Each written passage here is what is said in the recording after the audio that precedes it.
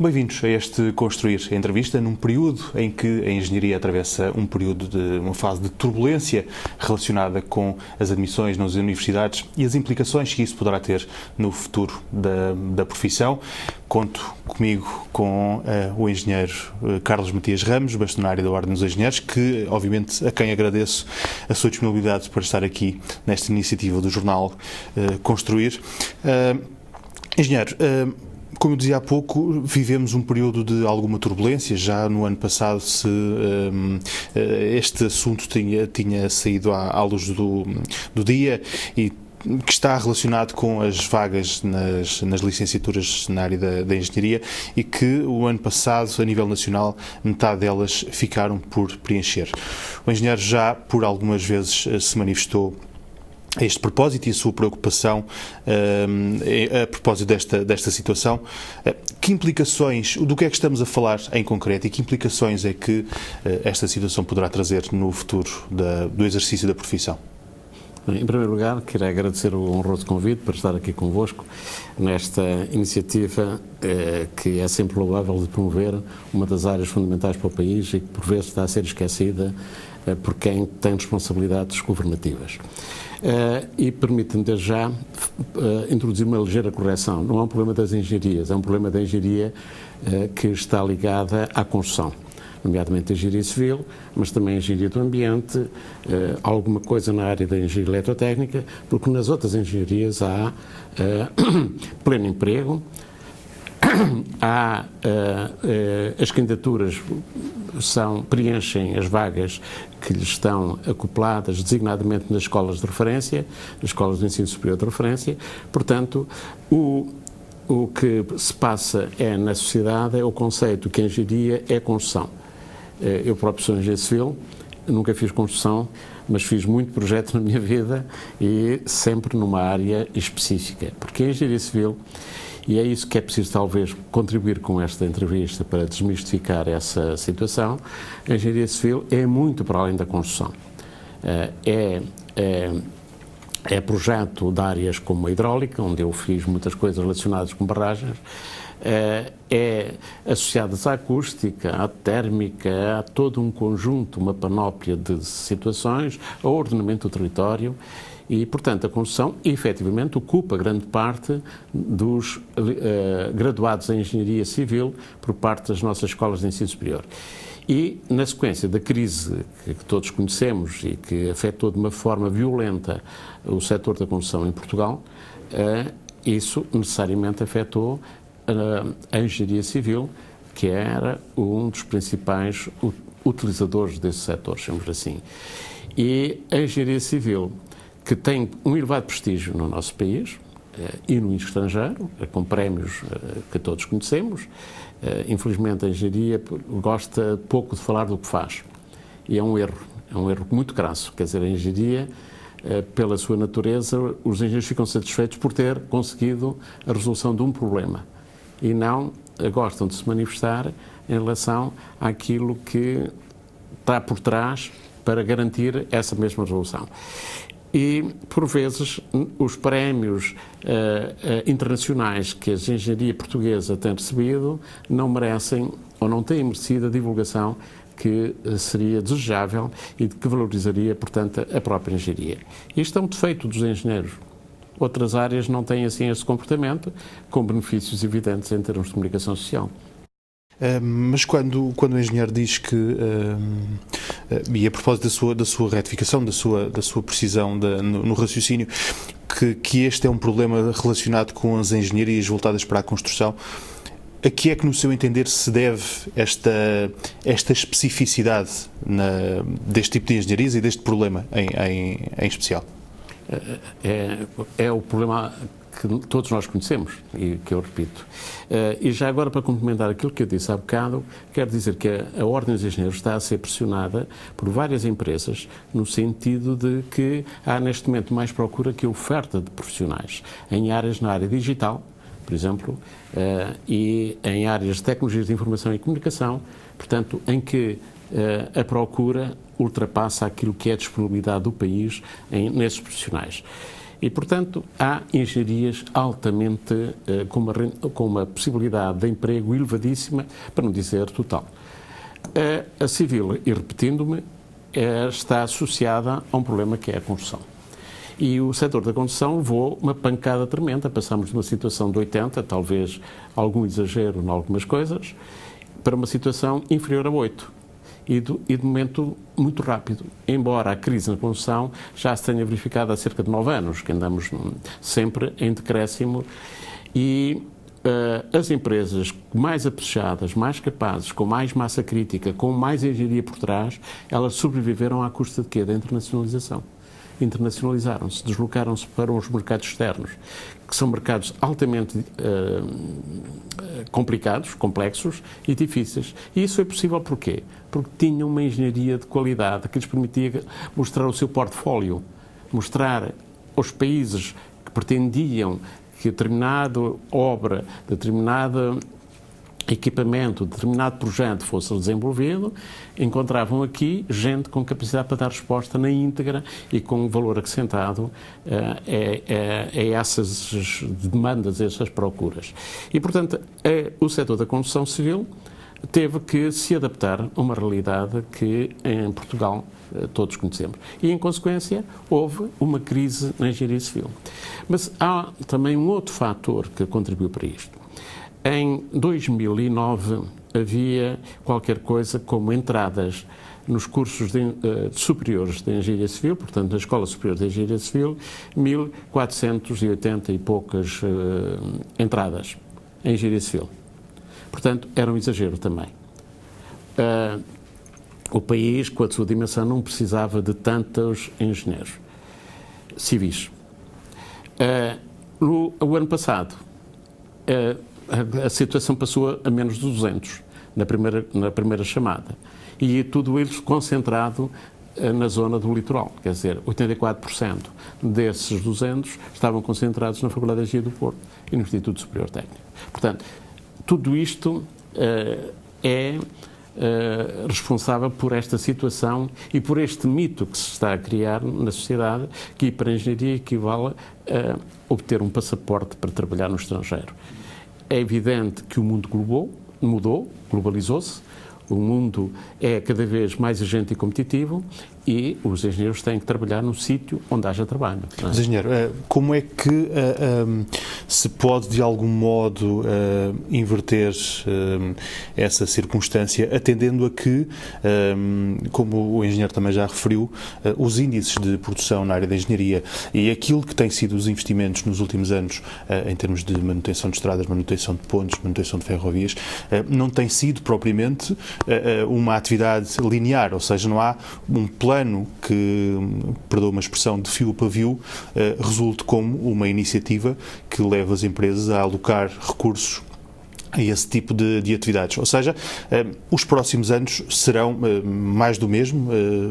Teme essa situação? Temo fundamentalmente por o seguinte: as nossas políticas governamentais têm sido do para-arranca. Isto é, não há uma política de continuidade, independente do partido ou do governo. Há uma política baseada no facto de que aquele governo que estava no poder fez uma determinada orientação, este não pode ter a mesma orientação porque é de cor diferente ou de lógicas diferentes. E isto é tremendo, porque este para-arranca não dá continuidade, não dá perspectiva, não dá futuro às próprias empresas em termos portugueses. E queria aqui ressaltar o seguinte: há um relatório do Banco de Portugal que refere que a produtividade das empresas de construção portuguesas é superior a praticamente todas as outras europeias, nomeadamente, por exemplo, a alemã, que é uma referência muitas vezes na Europa. E essa produtividade é resultante da capacidade da empresarial, no sentido de ter gente capaz, gestores, engenheiros e todo o pessoal operário que lhe garante essa produtividade. O que as afeta é o sistema financeiro.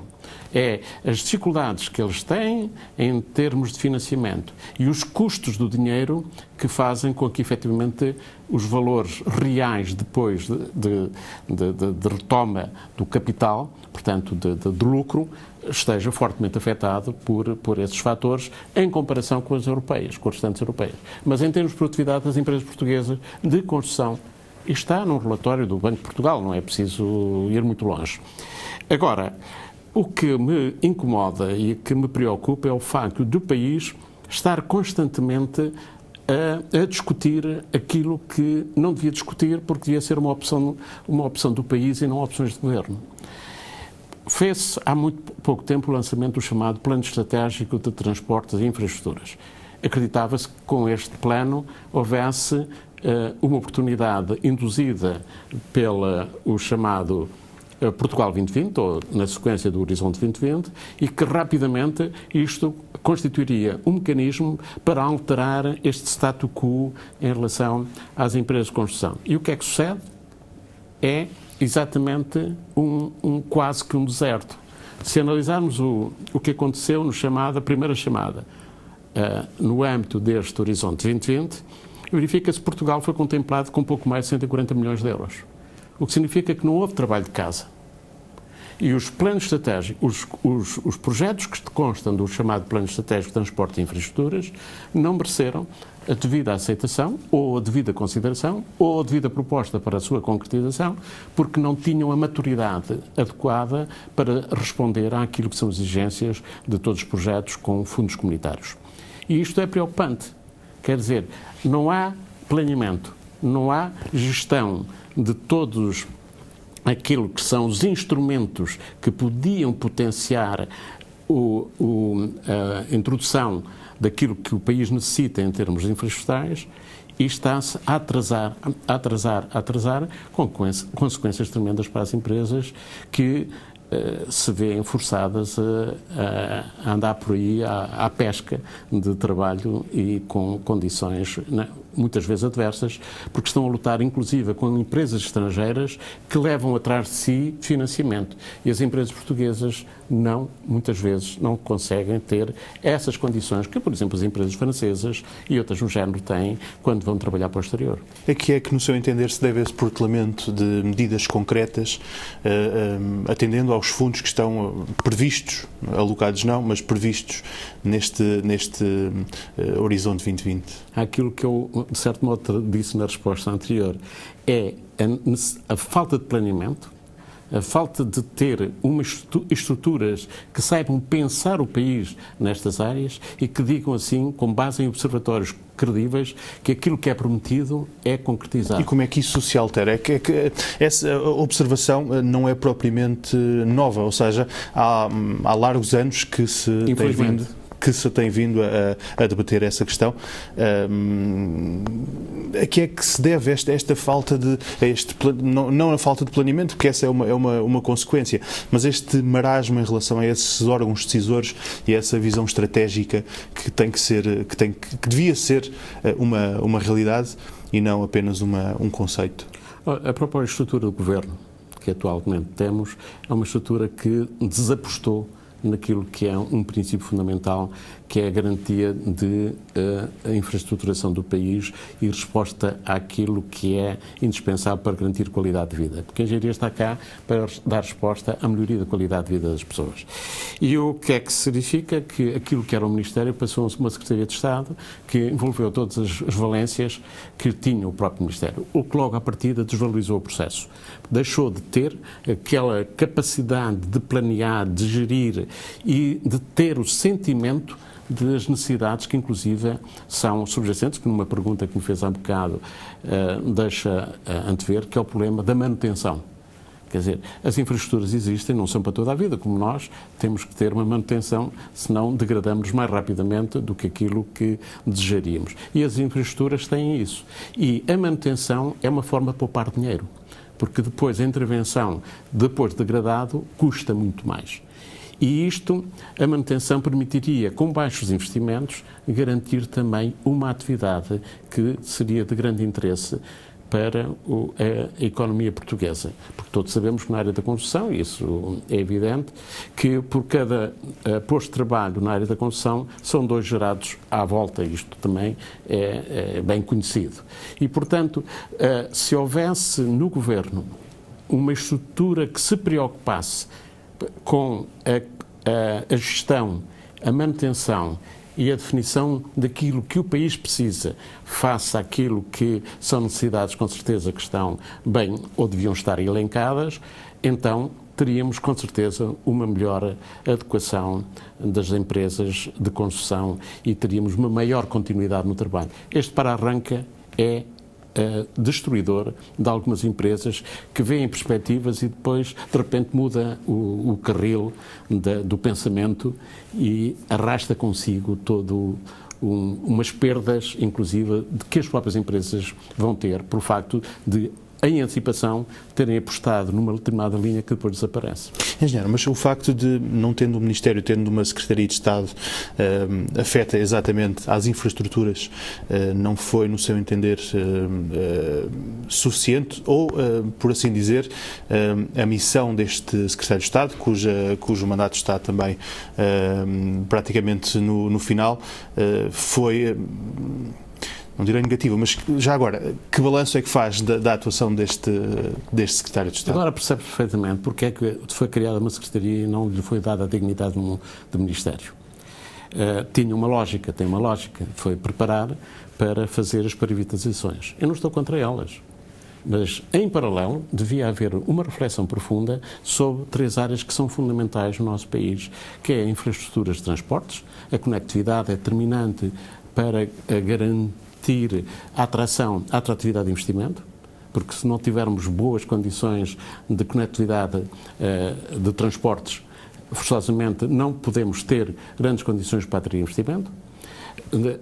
Se não tivermos boas redes de telecomunicações em banda larga, com toda a panóplia, porque nós temos capacidade técnica e mostramos que rapidamente nos adaptamos a qualquer situação e a engenharia está à frente na área, por exemplo, das telecomunicações ou na área da energia. Portanto, estes 3 vertentes, que, embora a energia esteja noutro Ministério, mas a infraestruturação na área das telecomunicações e na área dos transportes tem que estar constantemente a ser pensada. E não se pode dizer, como eu ouvi numa entrevista do Sr. Secretário de Estado, ao Expresso, ao Último Expresso, a dizer que não precisamos de aeroporto em Lisboa há menos de 50 anos. Eu não sei fazer projeções desta ordem de grandeza e não sei em que é que ele sustenta para definir uma coisa destas. Porque devemos ter sempre equipes a pensar, a definir, em função daquilo que é a evolução, que é extremamente rápida em termos não só da procura deste tipo de infraestruturas, e anteciparmos para que o problema esteja resolvido quando ele seja necessário para que consigamos ser competitivos. Não consigo compreender como é que é possível fazer-se uma afirmação destas que põe exatamente na tónica de que não era objeto de planear, de desenvolver, de estudar todos os processos para permitir uma decisão sustentada, mas sim apenas com uma preocupação que agora é bem visível de privatização. Não estou contra. Estou a dizer que percebe-se porque é que aquela Secretaria de Estado, neste momento, no final de mandato, concluiu esse mesmo mandato com base naquilo que estava perfeitamente estabelecido. Esse tipo de pensamentos e esse tipo de raciocínios e de lógica que está inerente, obviamente, também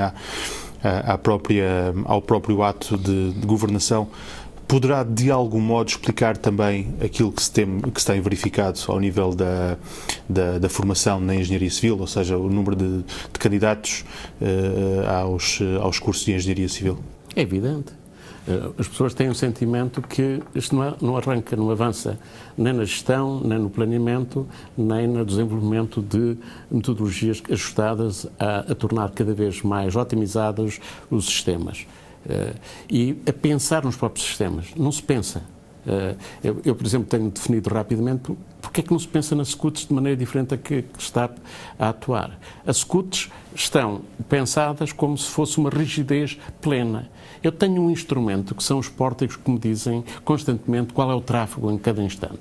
Eu não posso gerir o sistema para tornar mais vantajoso para populações a servir que estão no interior? Será que as pessoas que estão no litoral, ou melhor dizendo, as infraestruturas no litoral têm que ser pensadas da mesma maneira que as infraestruturas que estão no interior, onde efetivamente esta crise está a destruir postos de trabalho, a destruir empresas?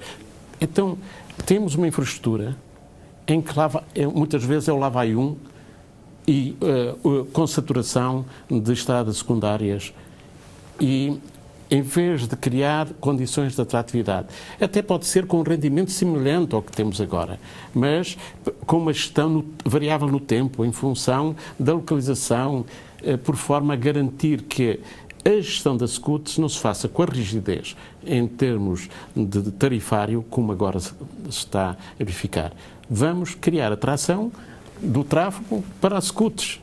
E, portanto, com a atração, podemos baixar o tarifário e, forçosamente, melhorar as condições de conectividade para o interior, que tem consequências muito grandes em termos das empresas que lá estão localizadas. E, portanto, porquê é que não se pensa nisto? Porquê é que não se gera o que existe? Foi muito, foi pouco, não me interessa. Temos cá. Gastou-se muito dinheiro, gastou. E na parte financeira? Isto está cá, está ao serviço do país. As infraestruturas estão cá ao serviço do país. A parte que perdemos financeiramente, onde é que está? E pouca gente fala nisso. E é isto que me incomoda, é isto que me entristece, e é isto que está a desvalorizar um património fundamental, que é o conhecimento e a própria infraestrutura. Engenheiro, que desafios é que se colocam, não só, obviamente, no papel institucional à ordem dos engenheiros, como, naturalmente, também à própria atividade da engenharia civil? Que desafios é que temos pela frente neste horizonte, neste quadro comunitário até 2020? Analisando aquilo que está previsto no Plano Geral, o chamado Portugal 2020, verifica cerca de 2/3 que lá está engenharia, ou atividades relacionadas com a engenharia.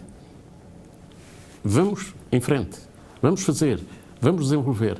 E esta ainda dificuldade, esta inércia, que faz com que efetivamente as candidaturas não tenham o sucesso, o avanço que é expectável, e que podia ser um fator dinamizador de toda a economia e também da engenharia portuguesa, em áreas que é o que nos está a preocupar, nestas áreas afetas à infraestruturação do país.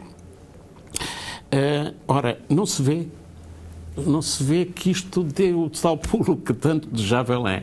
E como lhe digo e repito, aliás foi o Sr. Secretário de Estado, Castro Almeida, que referiu no nosso Congresso que 2/3 daquela área elencada, dos grandes projetos que estão elencados no Portugal 2020, são agarrados à engenharia. Vamos em frente. O país tem engenheiros, tem capacidade, tem gente que sabe pensar, mobilizem-na, valorizem o mérito, valorizem a capacidade e, então, com certeza que a engenharia portuguesa, na área civil, sai das dificuldades que neste momento atravessa. Engenheiro, a propósito da aprovação da proposta de lei que regula as qualificações de quem pode ou não assinar projetos de arquitetura, uma proposta que acabou depois por ser aprovada e que o senhor define como geradora de injustiça social e profissional, que medidas é que estão a ser consideradas na ordem dos engenheiros para fazer valer a vossa divergência em relação àquilo que é a posição da ordem dos arquitetos? Quero começar por dizer que, do ponto de vista institucional, não há quaisquer problemas entre a Ordem dos Engenheiros e a Ordem dos Arquitetos. Aliás, eu tenho uma relação excelente com o Presidente da Ordem dos Arquitetos, que é uma pessoa de fino trato, de grande elegância. Eu percebo a posição deles e nós temos a nossa posição. E a posição que, com certeza, qualquer pessoa deste país percebe. A Lei 31 de 2009 estabelecia uma disposição transitória que, ao fim de 5 anos, todos aqueles que desenvolviam atividades na área da arquitetura, mas não é arquitetura complexa, era uma arquitetura muito mais centrada até no interior, propriamente, mas desenvolviam a atividade, ao fim de 5 anos tinham que terminar com essa mesma atividade na área da arquitetura, os pequenos projetos de arquitetura que faziam, porque a partir desse tempo não tinham condições nem autonomia legal para assinar projetos com essas características. E isto era ao fim de 5 anos. E também estabelecia a disposição transitória que eles, caso quisessem continuar a exercer a sua atividade na área da arquitetura, teriam que ir para as escolas obter 180 ECTS, ou seja, 3 anos. Ou seja, em 5 anos tinham que fazer 3 anos. Ora, faculdades de arquitetura noturnas não existem. E, portanto, das duas uma, ou eles não lutavam pelo seu pão para garantir o sustento da família e, portanto, não desenvolviam a sua atividade no âmbito dos gabinetes que tinham, ou iam frequentar os cursos de arquitetura que são diurnos. É uma utopia que se revelou perfeitamente ineficaz. É evidente que depois quem estivesse a frequentar esse curso ainda tinha mais 2 anos e esta legislação recentemente saída também lhe permite 3 anos. Mas na prática a gente percebe facilmente que aqueles profissionais que desenvolveram muitas vezes durante 20, 30 anos áreas da arquitetura, de repente diziam assim, acabou, isto agora vocês não podem. É como dizer a um jornalista que muitos dos grandes profissionais de jornalismo que também temos no nosso país são oriundos de formações que não têm nada a ver com o jornalismo. E agora dizias assim, esses profissionais não têm curso de jornalismo, não podem fazer jornalismo. É análoga a situação, porque havia profissionais que estavam no terreno e que desenvolviam a sua atividade. Este é um aspecto. Mas há um aspecto adicional que o governo, o legislador não teve em conta. E nós temos pareceres jurídicos que, inclusive, indicam que o governo português pode ser penalizado pela forma como atuou nesta matéria. E que tem a ver com a diretiva comunitárias. Há uma diretiva comunitária que estabelece que os graduados, portanto, os licenciados, na altura era pré-Bolonha, até 87, 88, inclusive, portanto, que entraram nessas escolas, que são 4 escolas, Faculdade de Engenharia do Porto, Instituto Superior Técnico, Faculdade de Ciências e Tecnologia da Universidade de Coimbra e Universidade do Minho, esses profissionais com formação em Engenharia Civil, oriunda dessas escolas, podiam continuar, ao abrigo da diretiva, a fazer o seu trabalho de projeto de arquitetura. O número, nós na ordem não ultrapassa 200 e poucos que estão nessas condições e são profissionais que neste momento andarão com idade média da ordem de 50 e tal anos, com uma idade mínima da ordem dos 45, se analisarmos a data é fácil perceber isto. E portanto, nem esta perspectiva dada pela diretiva comunitária foi salvaguardada. A defesa contra a posição da Ordem é de que a diretiva é válida para a mobilidade e para o estrangeiro. Eu vou dar um exemplo. Um alemão e um português entraram no mesmo dia no Instituto Superior Técnico e obedecendo àquele critério da data de 87 e 88 e formaram-se exatamente no mesmo dia. Foram trabalhar para a Alemanha. O engenheiro português e o engenheiro civil alemão continuam a trabalhar em arquitetura ao abrigo daquilo que são as disposições da diretiva europeia. Entretanto, há um trabalho da empresa em que eles estão lá a trabalhar, e vêm trabalhar para Badajoz. Em Badajoz, o português assina o projeto, o alemão assina o projeto e depois conseguem um trabalho ali em Elvas. O alemão continua a poder assinar o projeto e o português não pode assinar o projeto. Isto cabe na cabeça de alguém. Mas o diretivo, segundo o parecer de conceituados professores de Direito, um da Faculdade de Direito de Coimbra e outro da Faculdade de Direito de Lisboa, e que são taxativos e claros como a água, dizem claramente que o direito comunitário se sobrepõe, naqueles aspectos, ao direito português. Portanto, há uma ilegalidade que está subjacente e a Ordem está a lutar na defesa de que essa diretiva seja cumprida. Não estamos contra a Ordem dos Arquitetos nenhuma. Não, nós queremos trabalhar sempre em conjunto com eles, porque são fundamentais os engenheiros e arquitetos estarem unidos no mesmo objetivo, que é o serviço. O que é que está a ser feito? O que é que está a ser feito nesse sentido? Ora, o que está a ser feito é damos o apoio aos membros da Ordem dos Engenheiros que, estando ao abrigo desta diretiva, sejam impedidos, damos apoio jurídico, aos que sejam impedidos de exercer a sua atividade dentro dos pressupostos que estão constantes na diretiva. É possível quantificar as implicações da entrada em vigor como desta lei, engenheiro? Olha, uma das coisas que é característica das leis portuguesas é que a gente não sabe as consequências. Portanto, produzem-se leis sem se prestar um relatório por trás a sustentar aquilo que se vai ganhar, as vantagens e os inconvenientes, e a partir daí definir esta lei. Foi publicada porque deu vantagens, o país fica melhor nestas matérias, é evidente que vamos afetar estes, vamos quantificar e vamos avaliar as consequências. Nada disto é feito. E veja-se a quantidade de leis que são aprovadas na Assembleia da República no último dia da legislatura. Acredita neste modelo? Eu não acredito. Estou desiludido porque tive contactos com esta realidade e preocupa-me que o nosso país, na parte legal, não seja extremamente rigoroso, exigente e veja as consequências da aplicação de determinadas leis que são sempre promulgadas sem a devida fundamento, sem o devido relatório a sustentar o porquê e o que é que se quer beneficiar e o que é que se quer atingir. Do ponto de vista, obviamente, institucional e junto do Governo, está a ser feita vão ser tomadas medidas para alterar a aprovação deste diploma? Olha, desde quando este processo começou a desencadear, e eu não posso entrar aqui em pormenores que são muito tristes, do desenvolvimento dos processos na Assembleia da República, o que eu posso dizer é que nós fizemos cartas para o Governo, para a Presidente da Assembleia da República, para todos os grupos parlamentares, em que inclusive enviámos os parceiros jurídicos a sustentar a nossa posição. E o silêncio foi sepulcral. Portanto, não tivemos aquele feedback a não ser a dizer que receberam. Portanto, isto entristece e preocupa-nos que a parte de formação do corpo legal legislativo do nosso país tenha estes pressupostos, tenha estas orientações que não são conformes com aquilo que era desejável. Como é que o senhor, enquanto bastonário da Ordem dos Engenheiros, define esse tipo de resposta?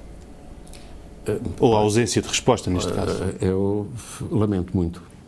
A única coisa que eu tenho é que, com toda a lealdade e com todas as preocupações, tentei defender as nossas posições que consideramos justas e sustentadas do ponto de vista daquilo que eu acabei de definir, com pareceres bem claros e bem evidentes.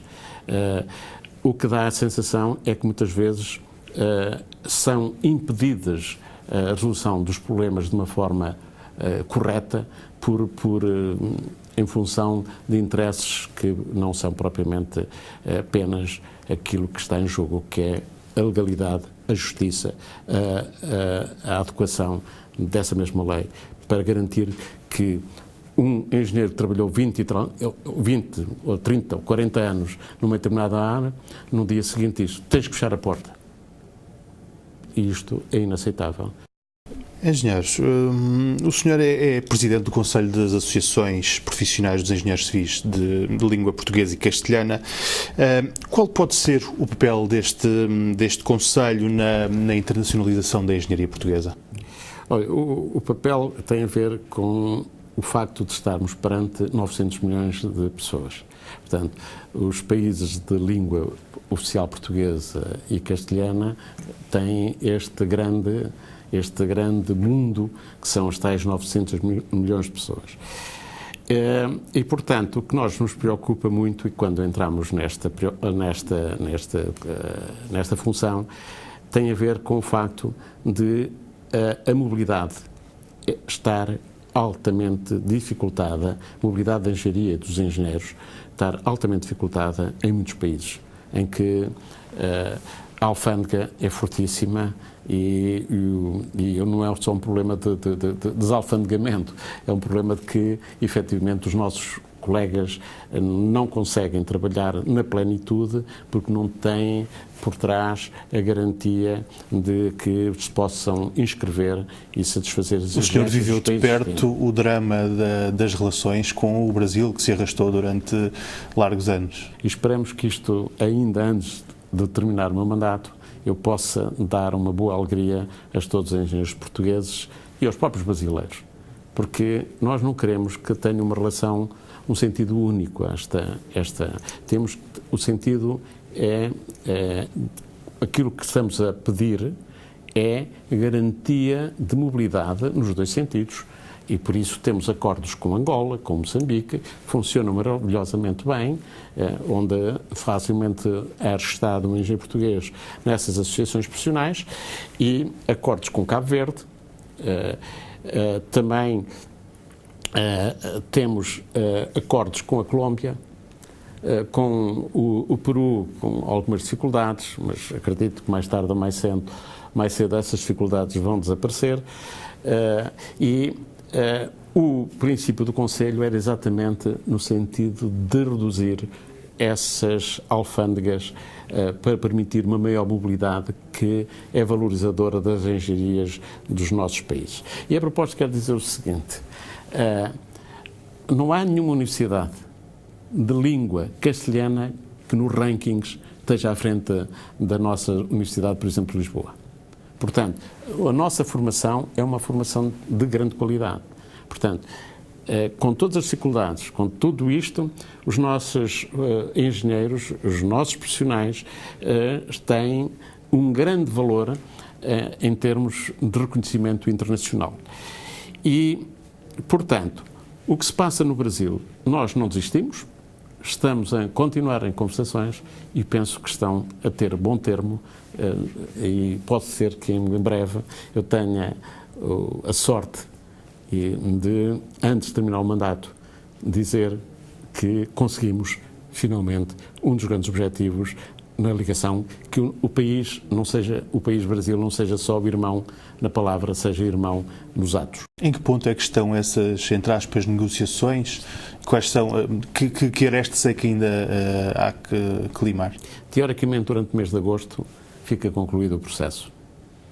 Mas eu, como tenho uma situação anterior que não foi tão fácil assim e que me entristeceu... Não pode dar essa garantia? Não, eu tenho quase a garantia, porque me foi dada por todos os procedimentos que já foram consolidados no sistema Confeia-CREA, e, portanto, eu acredito que em breve possa dar essa boa nova. Como é que podem, no âmbito do Conselho, dinamizar as relações entre os países, no âmbito da internacionalização da profissão e, naturalmente, da transferência de tecnologia e de formação? Olha, eu sou um adepto de que a relação entre pessoas faça olhos nos olhos. É evidente que temos novas tecnologias que nos permitem fazer as teleconferências e isso, mas eu sou um adepto do olho no olho. E isso faz com que, ao fazermos reuniões, nós vamos reduzindo algumas dificuldades, algumas situações de desconfiança que existem em algumas associações profissionais de países, por exemplo, da América Latina, designadamente. Nos países lusófonos não temos problemas absolutamente nenhum. Antes, pelo contrário, como digo, eu próprio vou, no próximo domingo, vou para um congresso dos engenheiros de Angola, e que me dá muito prazer em poder participar, e tive um honroso convite por parte do bastonário da Ordem dos Engenheiros de Angola para que eu e uma delegação portuguesa pudéssemos lá estar e transmitir nossas impressões, o nosso conhecimento, e eu irei falar a relevância da engenharia na sociedade e espero que ela seja útil para os nossos colegas angolanos, mas também para os nossos colegas portugueses que estão a trabalhar em Angola. Porque eles se sentem, com isto, penso eu penso que não estou a ser exagerado, o facto de um bastonário e uma delegação constituída pelo vice-presidente e por os presidentes das regiões estar lá é um sinónimo de grande apoio à atividade e o grande reconhecimento pela atividade que eles estão a desenvolver naquele país, que fez com que, na parte internacional, as empresas de construção, a grande fatia foi Angola na parte da faturação. Que feedback é que tem, exatamente a esse propósito, que feedback é que tem daquilo que lhe vai chegando dos membros da Ordem a propósito da situação de Angola? Eu não tenho feedback específico dos membros lá. O que tenho é um feedback que todos conhecemos, quer dizer, que a situação da construção em Angola, orçamental, está afetada à situação da crise do petróleo. E, portanto, é mais uma preocupação para as empresas de construção.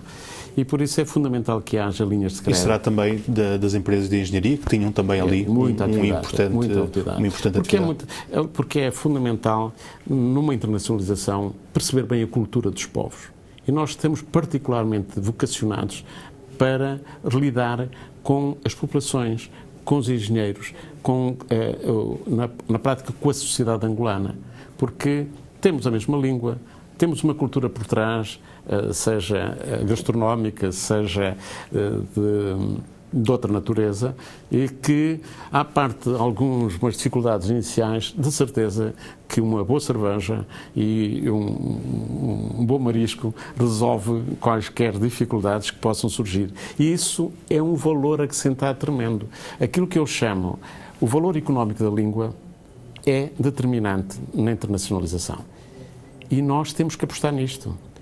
E muitas vezes, em situações de crise, vamos tentar resolver as empresas que estão lá e que podem estar a ser afetadas, embora eu acredito momentaneamente, para garantir continuidade e garantir cumprimento dos objetivos para que quais estão a desenvolver a sua atividade. Engenheiros, este será à partida o seu último mandato, um mandato que terminará em 2016, à altura em que haverá eleições na Ordem dos Engenheiros. O Sr. Bastonário já nos confidenciou também que, a propósito da revisão dos estatutos, poderia voltar a candidatar-se. É essa a sua vontade? Não. Eu penso que cumpri os 2 mandatos, filo com muito empenho, com muito gosto, com muito prazer, mas de certeza absoluta que o governo português não vai ter um imposto de lágrimas pelo facto, um imposto de lágrima ou de saudade pelo facto de deixar de ser bastonário. Eu repito aquilo que foi até o fim, vou empenhar-me, até o último dia estarei como se fosse o primeiro, não é? Na defesa daquilo em que acredito, que é a engenharia ao serviço do país, ao serviço da sociedade. E uma engenharia de qualidade, uma engenharia exigente, uma engenharia respeitada, que neste momento não está a ser respeitada, nomeadamente pela administração pública. E a prova provada é a incapacidade da própria administração em lançar concursos, em avaliar os processos. E, portanto, eu estou convencido que um dos problemas com que se debateu este governo foi a desvalorização da engenharia na administração pública, com consequências tremendas na parte de dar resposta ao processo de decisão, que necessariamente é sempre política. Mas voltando à questão, repito aquilo que disse, quer dizer, é um gosto, é um prazer, é uma honra ser bastonário da Ordem dos Engenheiros, ser bastonário de uma associação que tem neste momento, vai fazer 78 anos e não, vai fazer 69 anos, portanto tem 68, e que, portanto, se orgulha de ter prestado imensos serviços ao país, e pena é que, por vezes, esse aspecto seja esquecido por quem tem responsabilidade de valorizar o conhecimento e valorizar as capacidades neste país. Obviamente que os desafios se perpetuarão, além daquilo que é esta meta de 2016, mas olhando para aquilo que é o seu mandato, que desafios é que ainda tem, que metas é que ainda espera atingir até ao final, até ao último dia do seu reinado na Ordem dos Engenheiros? Uma das coisas que me preocupei é cumprir o programa que me tinha coloquei aos meus eleitores, chamamos assim. E o programa está cumprido, ou quase cumprido. E orgulho-me de poder dizer, prometi isto e fiz aquilo. E fiz. E tenho provas de que o fiz. Num momento extremamente difícil para a engenharia, como aliás, desde o princípio da sua entrevista, bem evidenciou. No momento, portanto, em que a conflitualidade está subjacente a essa mesma crise, portanto, é natural. Conseguimos, apesar de tudo, atenuar as consequências dessa crise, denunciar aquilo que, na nossa perspectiva, tem afetado por más decisões políticas a engenharia em Portugal. Lutámos por garantir um ensino de qualidade. Criámos protocolos com as associações profissionais, criámos o Fórum Ordem dos Engenheiros, Escolas Superiores de Engenharia, onde participámos com todas as universidades, com todos os politécnicos que têm engenharia como um dos seus grandes desígnios, os grandes objetivos, e, fundamentalmente, fizemos o seguinte: criámos uma ordem em todo o território. Temos feito obras, ou construído ou adquirido, obras em todo o território. E eu orgulho-me que desde Viana do Castelo até agora em outubro vou inaugurar o edifício sede da secção regional da Madeira, que a partir do novo estatuto passa a ser região da Madeira. Inaugurei dos Açores, inaugurei, portanto, Aveiro, Viseu, Guarda, Porto Alegre. O país ficou completamente cheio de edifícios que dignificam as delegações da nossa Associação Profissional, e isto é um aspecto de que, penso eu, me posso orgulhar. E estivemos sempre atentos àquilo que foi a realidade da engenharia em Portugal. Fizemos várias iniciativas, congressos de grande prestígio, nem sempre valorizados pelo poder político, que é uma coisa que também me entristece muito quando eu vejo os ministros, e às vezes 2, 3, 4, ir inaugurar call centers num determinado sítio e não terem participado na abertura do Congresso, do 20º Congresso dos Engenheiros, que teve lugar no Porto no ano passado. E isto, apesar de um esforço muito grande, apesar do tema ser determinante para o próprio Governo, para o qual mandámos as conclusões, que era exatamente o Horizonte 2020. Portanto, discutir, analisar, fazer propostas concretas. Não nos limitamos a dizer não concordamos. Não, fazemos propostas.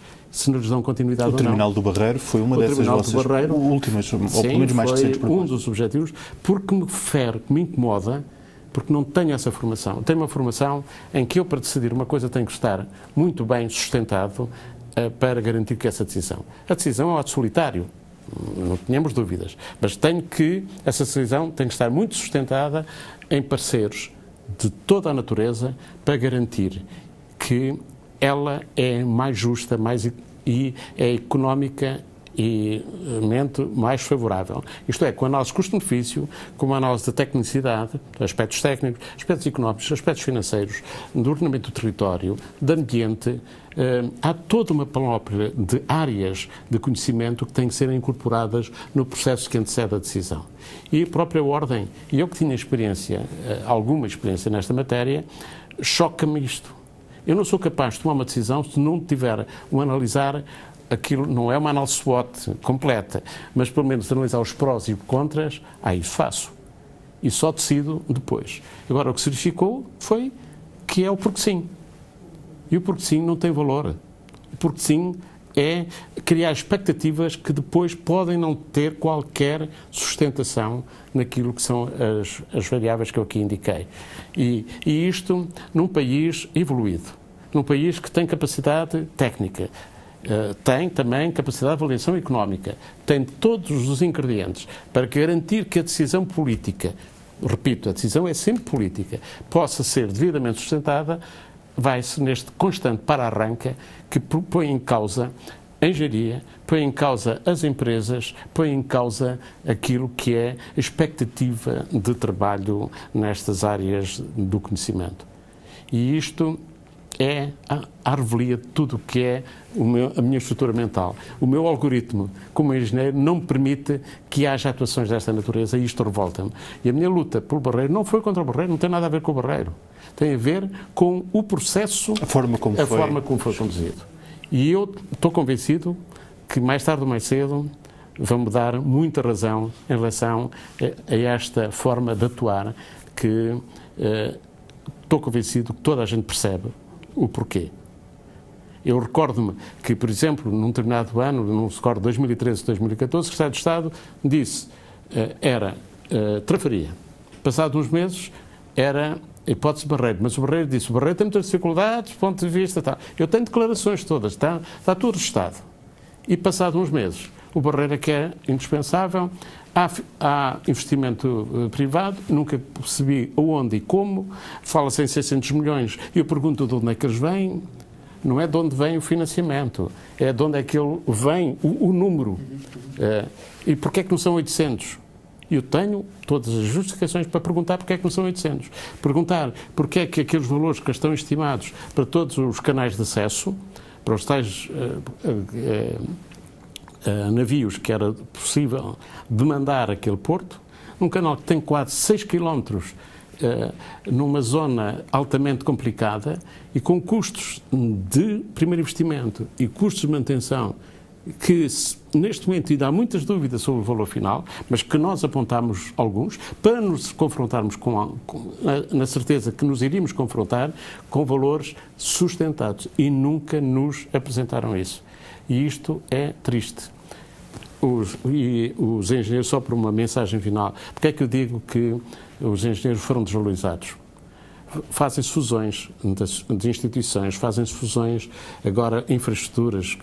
Eu não sei em que país é que se trabalha em conjunto a rodovia, a ferrovia, não sei qual é a vantagem, a não ser de alguns computadores e de algumas pessoas na parte administrativa, porque na área técnica quem não sabe, só quem não sabe é que não percebe que trabalhar em rodovias ou trabalhar em ferrovias tem especificidades próprias e que implica conhecimentos próprios. E eu pergunto qual é o país onde este tipo de abordagem teve sucesso. Eu gostava de perceber isto e que me justificassem. Não houve. Veja-se a quantidade de diretores de FIAs intermédias de áreas puramente técnicas que estão ocupadas por profissionais que não são da área da engenharia. E isto não é o mérito que está aqui, de certeza, na base da decisão. São outros fatores. E isto entristece-me num país que pretendo, que é o meu, que eu tenho orgulho de pertencer, e é um país que eu acho que tem todas as condições para ser um país diferente. Tem todos os ingredientes para ser um país melhor. Sr. Bastonário, engenheiro Carlos Matias Ramos, foi obviamente um privilégio. Nesta que garantidamente não será uma entrevista de final de mandato, ainda teremos muitas outras oportunidades para discutir estas e outras ideias, mas obviamente é um privilégio tê-lo sempre connosco nas iniciativas do Jornal Construir e obviamente também nesta Construir TV, que durante esta nossa conversa abordámos aqui diversos assuntos que estou certo que interessarão aos nossos espectadores. Muito obrigado pela sua presença. Muito obrigado também pelo convite.